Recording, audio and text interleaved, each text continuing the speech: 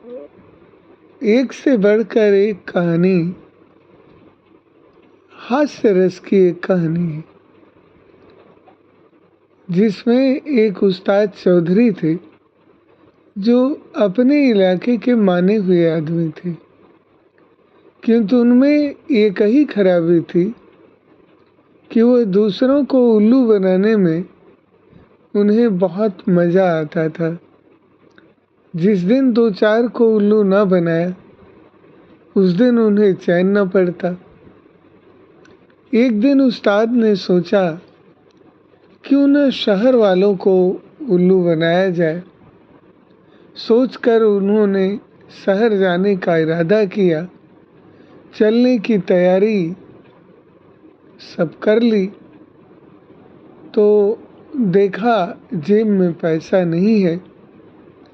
अब क्या किया जाए। वह चौधरानी से बोले, क्यों जी, घर में कोई चीज़ है?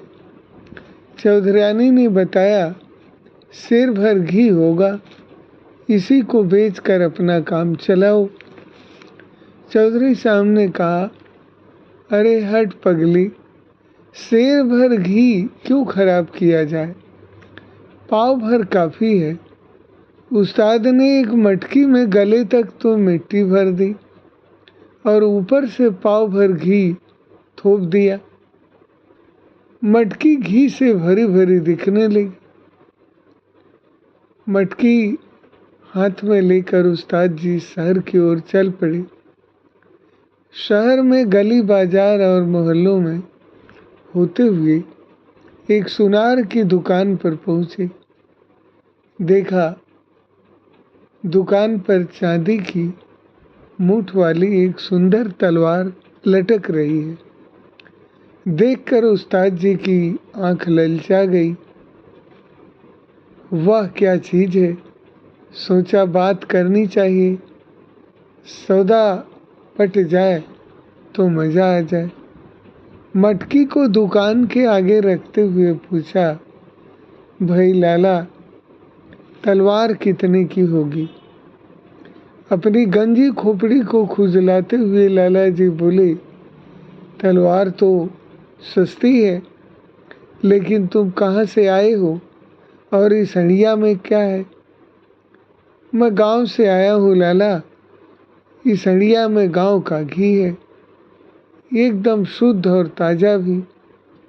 देखकर लाला के मुंह से लार टपक पड़ी। बोला, देखो चौधरी, यह तलवार भी शुद्ध चांदी की है, इसे बनाने में भी बहुत पैसा लगा है,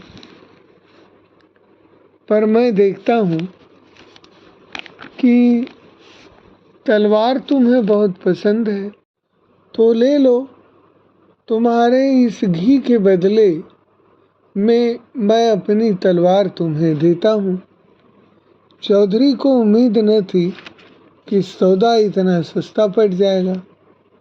उन्होंने तलवार को म्यान से निकाला और खूब अच्छी तरह देखभाल कर फिर म्यान में खोस दी।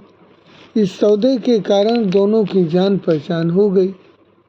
लौटते हुए लाला जी बोले, चौधरी, अगली बार आओ तो जितना हो सके उतना घी साथ लेते आना, बदले में अपनी पसंद की कोई दूसरी चीज़ लेते जाना। अगली बार तुम्हारी चौधरानी के लिए ऐसी अंगूठी बना दूंगा कि जिंदगी भर तुम्हारी गुलाम बनकर रहेगी। अच्छा कहकर चौधरी चल दिया। उसे डर था कि कहीं उसके रहते भंडा न फूट जाए। इस फुर्ती से निकल गए। वापस लौटते हुए जब वह जंगल में पहुंचा तो सोचा क्यों न तलवार की परीक्षा की जाए। उसने तलवार को म्यान से निकाला और जोर से एक पेड़ के तने पर दे मारी। पेड़ पर लगते ही तलवार मिट्टी बनकर जमीन पर बिखर गई। देखकर चौधरी का मन खराब हो गया। वह बोला, वाह लाला, तू तो मेरा भी बाप निकला। उधर लाला जब घर पहुंचा तो घरवाली को अपनी समझदारी की बात बताई, किंतु जब मालूम पड़ा कि हड़िया में मिट्टी भरी पड़ी है, तो मन ही मन उसकी अक्ल को दाद देने लगा। कई दिन बीत गए। एक दिन चौधरी ने सोचा कि लाला के पास चलना चाहिए। उसने अपनी लाठी चादर उठा ली और शहर जा पहुंचा। लाला जी अपनी दुकान पर जमे थे। चौधरी को देखते ही उठकर स्वागत किया। पूछा, कहो उस्ताद जी, तलवार कैसी रही? चौधरी ने उत्तर दिया, उस्ताद चीज़ तो लाजवाब थी, बहुत उम्दा चीज़ रखते हो, लेकिन घी में भी खूब स्वाद आया होगा।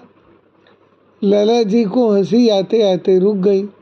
बोले, गांव के शुद्ध घी में स्वाद न आए तो लोग क्यों गांव से घी मंगवाएं? लाला जी ने चौधरी को प्रेम से अपने साथ बिठा लिया, उठकर चिलम भर ली और बोले, उस्ताद जी अब तो 2-4 दिन यहीं रहो। चौधरी ने बात मान ली। शाम को खूब चकाचक भोजन बना। खाने के लिए दोनों अलग अलग आसनों पर बैठ गए। 2 थाल सामने आए। लाला जी ने सोने की थाल में खाना लगाकर चौधरी के सामने रखा और स्वयं चांदी का थाल ले लिया। सोने का थाल देखते ही चौधरी खाना पीना भूल गया। सोचने लगा किस तरह थाल को उड़ाया जाए। खाना खत्म हुआ तो आंगन में दोनों की खाटें बराबर लगा दी गई। अपनी अपनी खाटों पर बैठकर दोनों चिलम पीने लगे।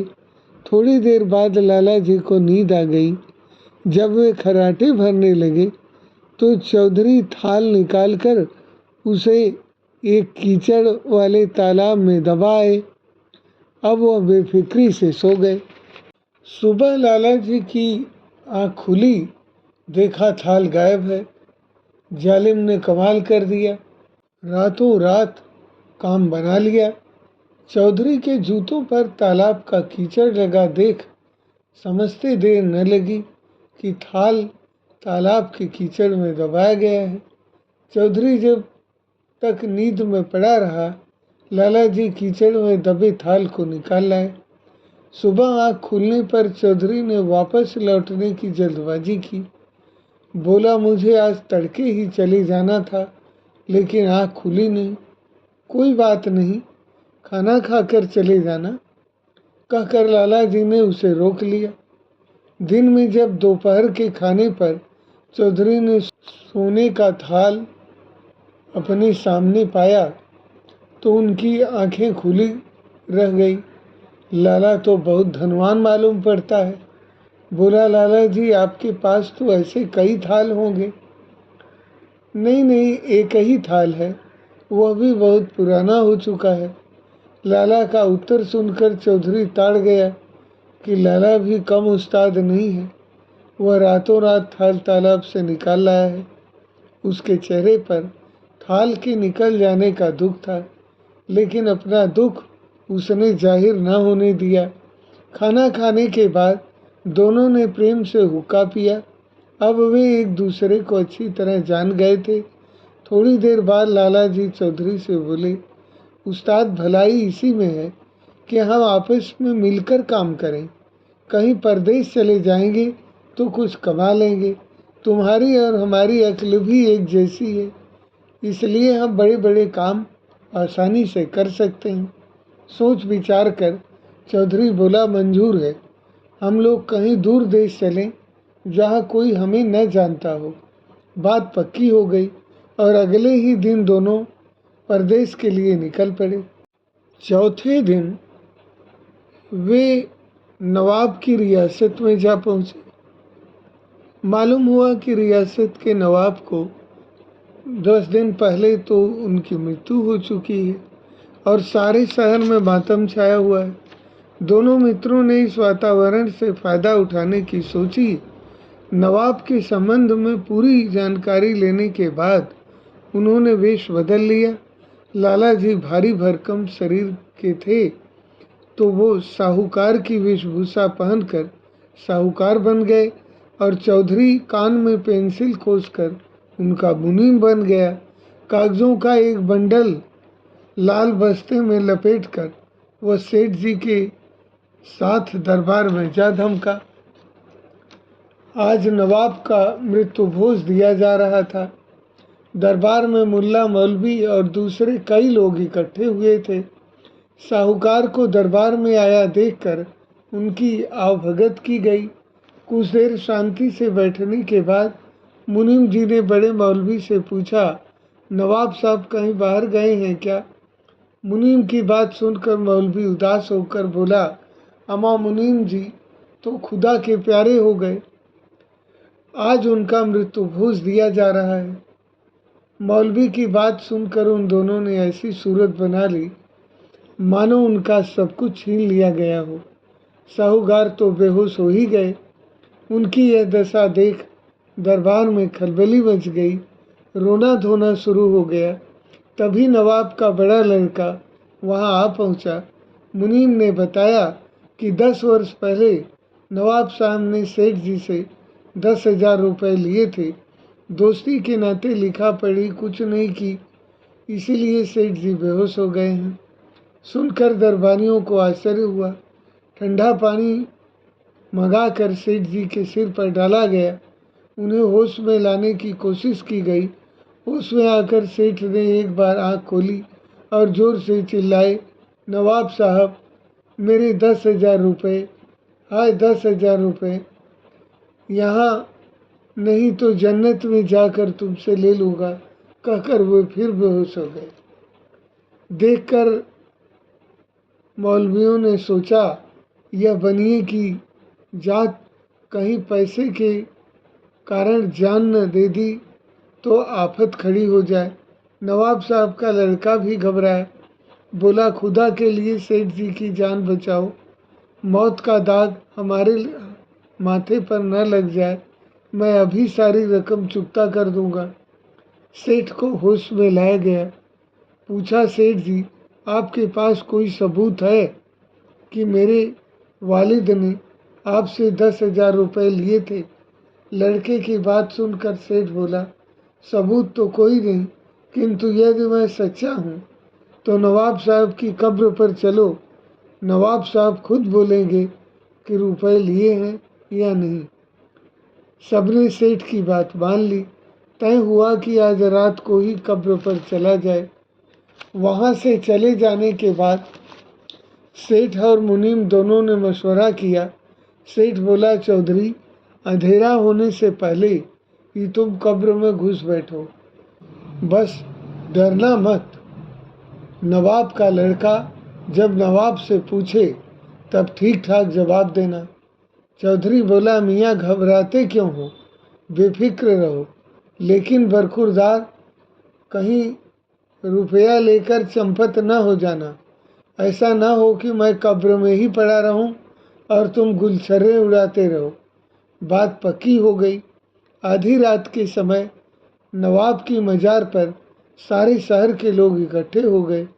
कब्र के किनारे एक तरफ सेठ जी खड़े थे, दूसरे किनारे नवाब के साहबजादे आकर खड़े हो गए। कब्र पर झुककर साहबजादे ने पूछा तो आवाज़ आई, हाँ बेटे, कुछ वर्ष पहले सेठ जी ने मेरी मदद की थी, तुम उन्हें 10,000 के बदले 15,000 रुपये दे दो। उनका एहसान मैं आज भी नहीं भूल सकता। सुनकर लोग सन्नाटे में आ गए। सेठ जी सच्चे साबित हो चुके थे। दूसरे दिन तड़के ही 15,000 की थैली सेठ जी को सौंप दी गई। 15,000 चांदी के सिक्के लेकर सेठ जी के कदम जमीन पर नहीं पड़ते थे। मन में स्वार्थ तो भरा ही था। सोचा, अब कौन जाकर चौधरी को कब्र से निकाले, किसी ने देख लिया तो सारी रकम चली जाएगी, ऊपर से जूते तो पड़ेंगे ही, सो अलग। चौधरी किसी तरह स्वयं निकल आए तो ठीक है, न निकला तो वहीं उसका राम नाम सत हो जाएगा। सोचकर सेठ बगल में गठरी दबाए तेजी से अपने घर की ओर चल पड़े।